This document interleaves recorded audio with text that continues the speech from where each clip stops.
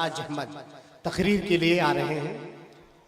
मैं तमाम सामीन से गुजारिश करूंगा कि ये बच्चे हैं, इन्हें खूब से खूब हौसला दिया जाए, इतना हौसला दिया जाए कि आगे चल करके ये वक्त की रफ्तार को मोड़ सके, वक्त के धारे को मोड़ सके। अस्सलामु अलैकुम वालेकुम अस्सलाम। रहमतुल्लाहि व बरकातुहू। इस्लाम की